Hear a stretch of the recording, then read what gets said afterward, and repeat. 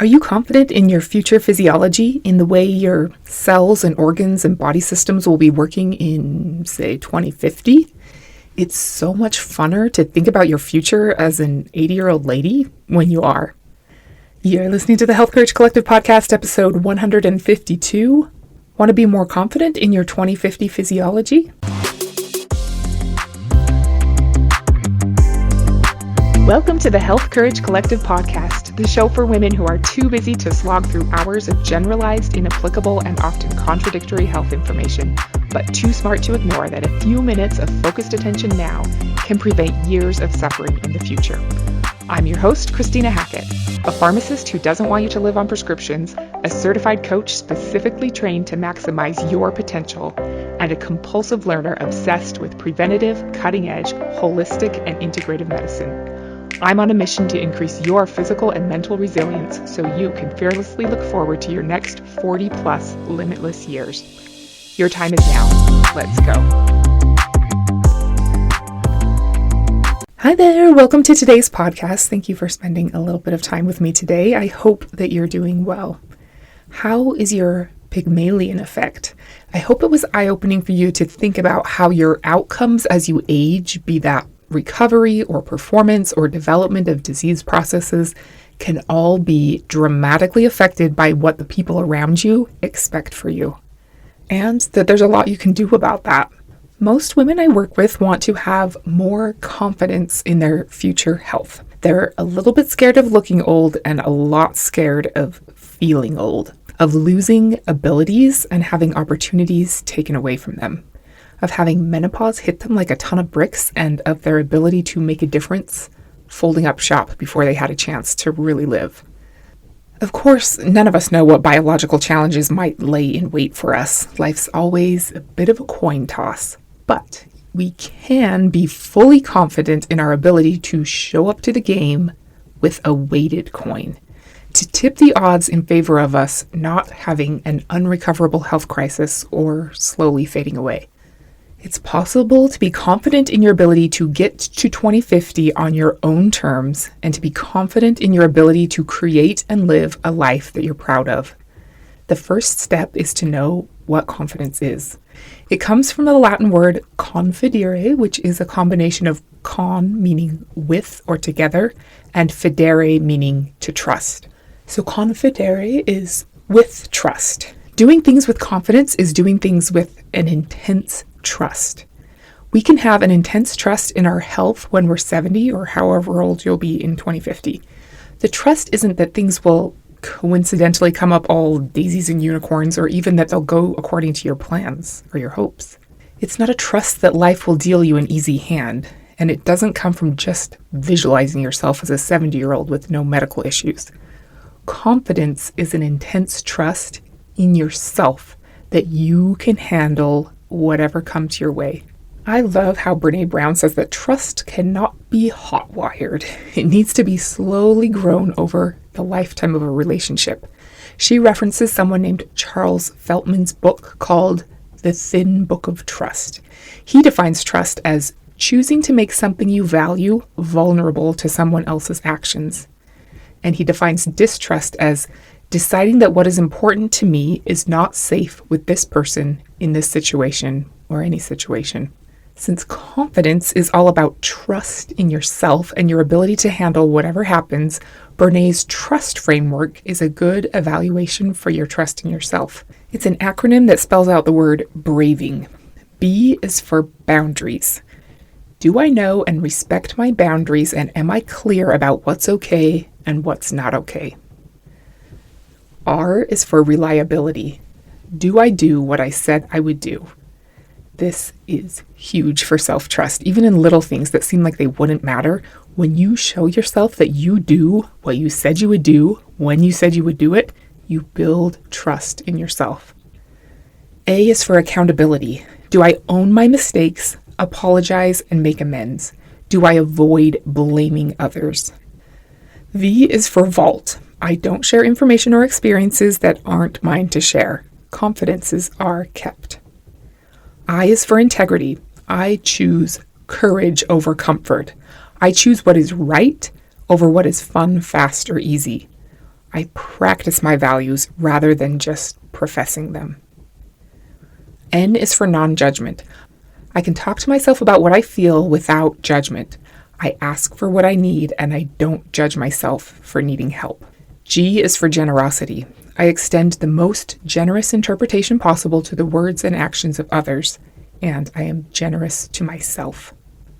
One of the great things about that breathing framework is that you can use it with others or with yourself to build trust.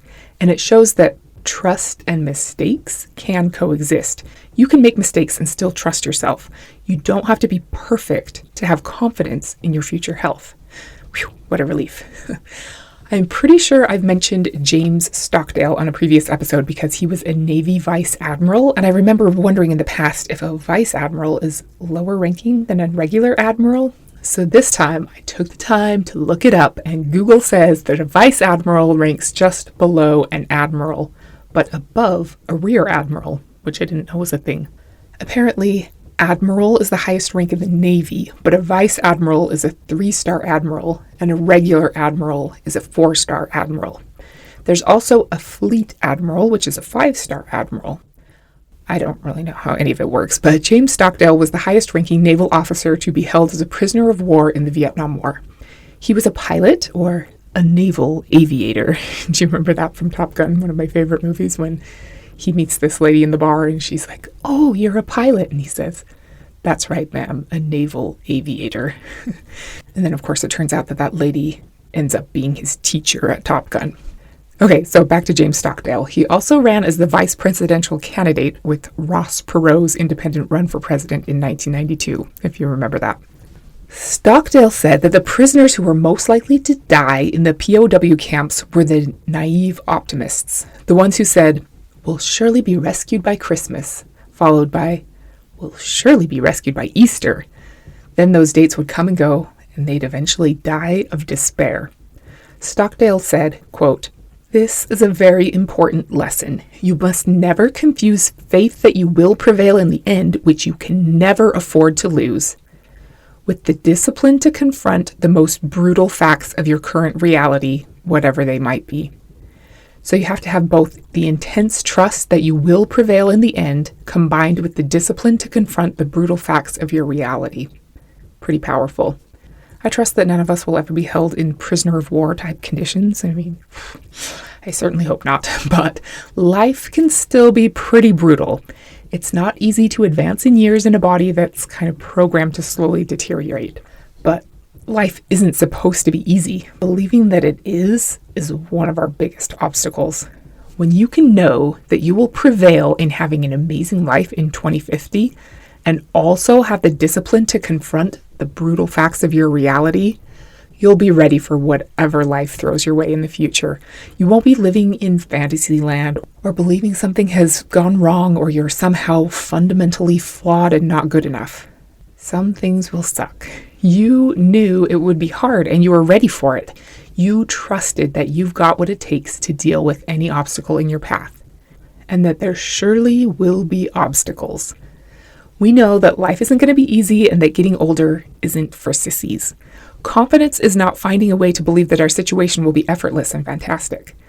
Confidence is knowing that we can handle the tough stuff, that trust in ourselves is built the same way we build trust in someone else, slowly over time. This is why little things matter.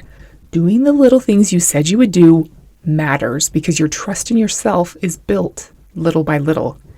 It's also why hardships and discouragements are good, because they teach you that you're the kind of person who can overcome hardships and discouragements. There's a guy who's an expert on self-efficacy named Albert Bandura. He says that there are 4 parts to believing in your ability to create what you want. The first one he calls mastery experiences. These are specific things we've done in our past to step into our best self.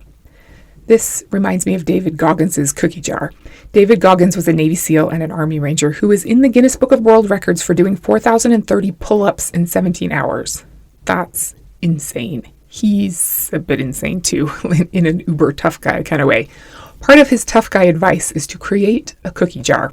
He says that the only bright spot in his brutally abusive childhood was that his mom always had a cookie jar, and he got a lot of comfort from knowing that it was there and that he could savor the goodness of a cookie from the jar when things got really hard.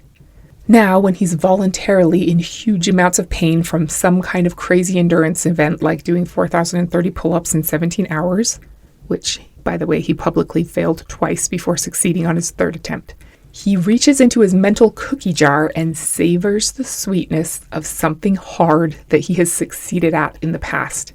His cookies are rerun highlight reels of hard things he has conquered in the past, times when it was really hard but he didn't give up. What cookies would you put in your cookie jar? My family and I were just on vacation and we had some carrot cake cookies, which were unusual and so delicious. They tasted just like 2 pieces of carrot cake with cream cheese frosting in between, but in cookie form. Not something you'd want to eat very often, but a really delicious and different addition to my cookie jar. What would be in your metaphorical cookie jar? Stop and think about it for a minute. Pause here if you need to. Have there been times when you wanted to quit, but you took another step anyway, and then another? Things that were painful or scary, but you did them anyway? Times when it felt like you weren't getting the help you needed, but you made things happen anyway? There will be times when things don't make sense or you're not being given the answers you need, when everyone agrees that you should just accept limitations as normal parts of aging or that you have to live less as you get older. Times when no one seems to care what the root cause of your challenges are and they want you to just accept a band-aid to mask your symptoms. Times when pushing yourself beyond the limits of normal would be difficult, inconvenient, painful, and lonely. What then? What cookies can you keep in your cookie jar to boost your energy to persevere?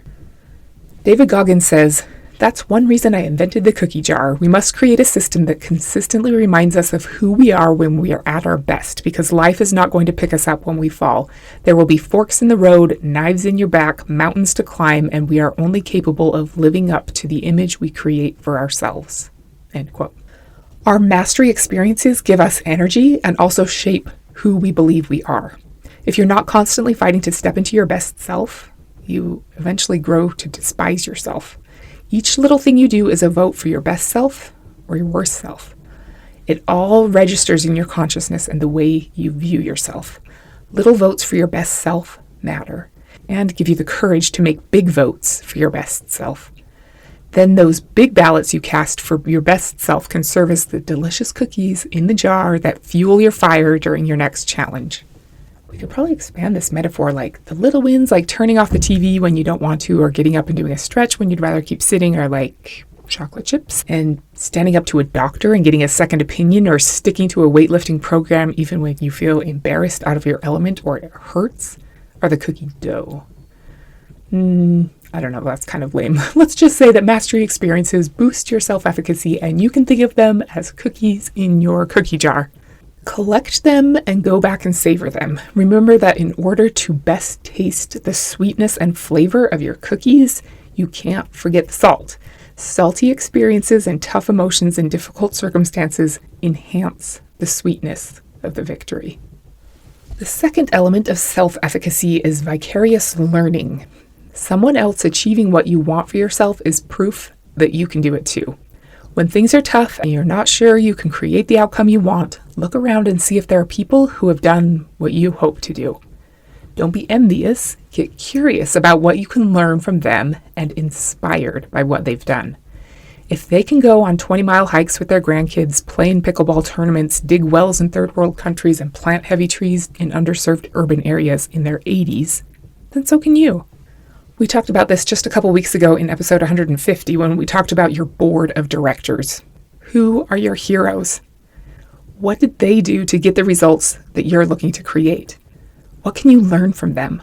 What advice would they give you if they were here with you today? Looking to others for inspiration and really getting curious about how they approached life, especially the little things, can help us figure out how to go about creating those same results for ourselves.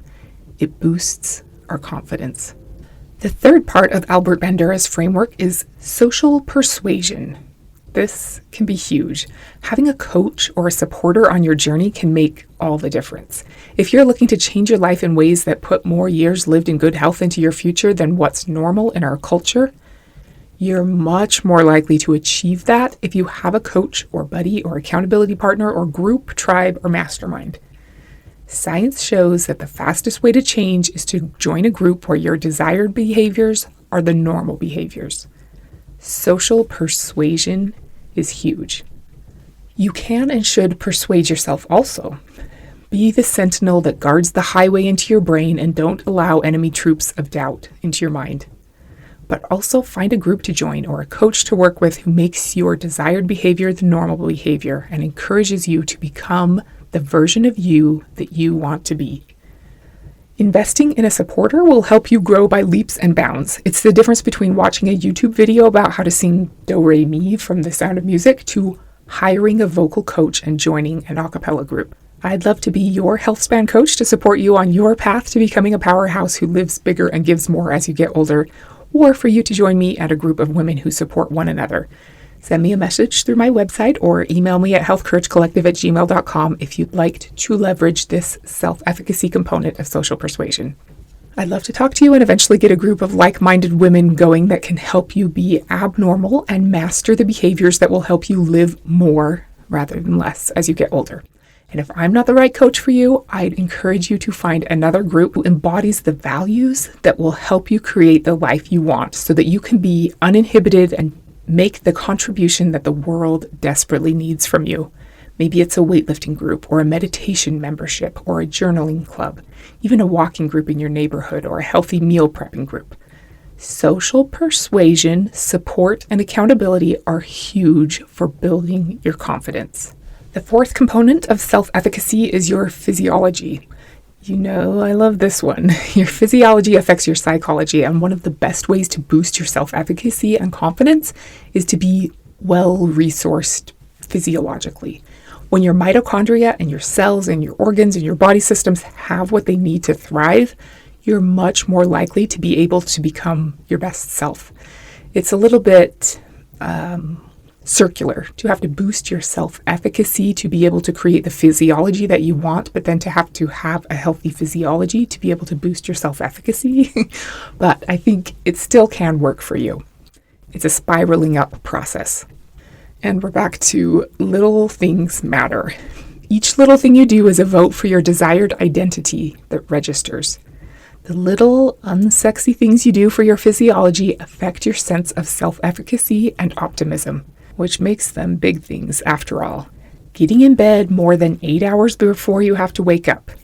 Drinking enough water. Choosing the most unprocessed food possible. Standing up from your desk chair every 20 minutes. Going for a walk. Breathing through your nose. These are not scroll-stopping, mind-blowing concepts, but they matter. Choosing water over soda one single time matters.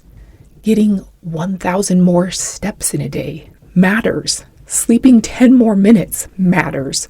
For a lot of reasons, little things add up. They're a vote for your best self. They prove to you that you can make the harder but better choice. They're the start of good habits.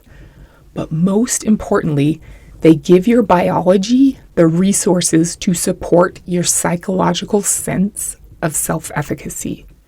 You're much more likely to realize that you've got what it takes to create any outcome you want when you're well-resourced with an optimally functioning physiology. Don't shortchange yourself or those who depend on you by paper-cutting your biology with little suboptimal choices. You don't have to do anything extreme, but you can if you want to. It's really doubling down on the little fundamental things that make the biggest difference by far. Confidence in your future requires hope, but hope isn't an emotion. What do you think hope is? It's actually not an emotion. It's not a la-di-da, skipping down the sidewalk feeling kind of thing. Hope is a cognitive process, a step-by-step way to think and analyze, made up by researcher C.R. Snyder. He says that the cognitive process is the trilogy of goals, pathways, and agency. Shane Lopez wrote a book called Making Hope Happen. He says that we need to know that our future can be better than our present and have a clear goal that we're after.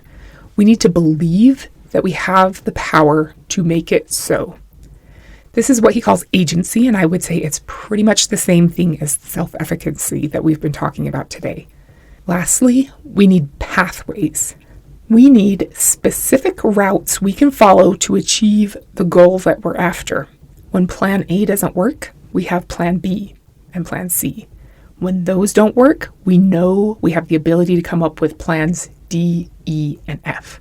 We have lots of ways to get where we're going, and we won't give up when the first 3 or 30 ways don't work. The trilogy of goals, pathways, and agency gets stronger through struggle. The first thing we need to do to have confidence in our 2050 physiology is to decide what we want our 2050 abilities to be. Then we need to line up the dominoes that will tip the odds in favor of that becoming our reality. And remember that no plan, no matter how great and well thought out, survives contact with the enemy. You have to continually adjust and make new decisions based on the unexpected things that life throws at you. What's the next domino now? Set it up. You discover by doing it, not by thinking about it. You're less likely to be thrown off course when you know what's most likely to throw you off course. Either something that commonly happens to everyone, or a predilection you have towards something that undermines your progress. When you've thought through ahead of time what is most likely to prevent you from having the energy, strength, mental sharpness, courage, balance, or endurance that you want in your 70s or 80s, you know what you can do now to make sure that you don't become a victim of those things. Walter Hagen was a famous professional golfer in the 20s who said being great means not being surprised by a few bad shots. He expected to make 7 bad shots per round. Then when he made a bad shot, he didn't spin out, freak out, get uptight. He just thought, well, there's one. I think that's a great strategy and a wonderful way to maintain confidence in yourself. Hold yourself to high standards, know what you want, and go after it. But don't be shocked when you slice. Hit a slice. I don't know golf lingo clearly, but sometimes we mess up, and that's okay. One bad shot doesn't have to undermine our confidence. The most important shot is the next one. If we want to develop our confidence in our 2050 physiology, what we really want is to develop trust in ourselves to stay on target and properly handle whatever storms come our way. We have to know that it's not going to be easy. It's not supposed to be easy, but it can be fun. Conquering obstacles and mastering difficult things is fun. Making the things that are best for you the same as the things that are most enjoyable for you and putting them on autopilot makes every day enjoyable. Trusting that you will respect your own boundaries, do what you said you would do, own your mistakes, choose courage over comfort, not judge yourself for how you feel, and be generous with yourself makes life feel more secure. If you start to doubt your ability to create the life you want to live in your 80s, bust into your cookie jar. I know you've been through some tough stuff and done some really cool things. Take a moment to savor those. Notice the saltiness that brings out the sweet. And think about who you know of that has done what you want to do. How did they do it? What can you learn from them? How can you learn from them? Can you talk to them? Read a book about them? Study the choices that they made in their younger years? And don't forget about social persuasion, aka peer pressure. Join a group with high standards. Hang out with people who expect you to outpace normality. Interact with women for whom your desired behavior is the normal behavior. And remember that your physiology affects your psychology. Helping your body be well-resourced with sleep and water and movement and nutrients and proper light can all boost your self-efficacy too. When we wish that when 2050 rolls around, we're just magically in good health and enjoying a carefree existence, we have a little candle of hope burning for the future we want. When we do the work we talked about today to develop the trust in ourselves to design and build the future we want, we're like a wildfire. Either way, the winds of life are going to start blowing at some point, and wind extinguishes a candle, but it fuels a wildfire. Thank you so much for listening in today. If you are interested in being part of a group of women who hold themselves to high standards and are aging at an elite level, send me a message at healthcouragecollective@gmail.com. Next week, we're going to talk about an invisible little particle that affects how well you age. Until then, do the little things that build your trust in yourself and don't be normal. Thank you so much for tuning into the Health Courage Collective podcast. I am truly honored that you have paid me the enormous compliment of your time and attention. I would be so grateful if you would share this podcast with someone you know and subscribe so you never miss an episode. This podcast is for entertainment and information purposes only. Statements and views on this podcast are not medical advice. This podcast, including Christina Hackett and producers, disclaim responsibility for any possible adverse events by use of information contained herein. If you think you have a medical problem, consult a licensed physician.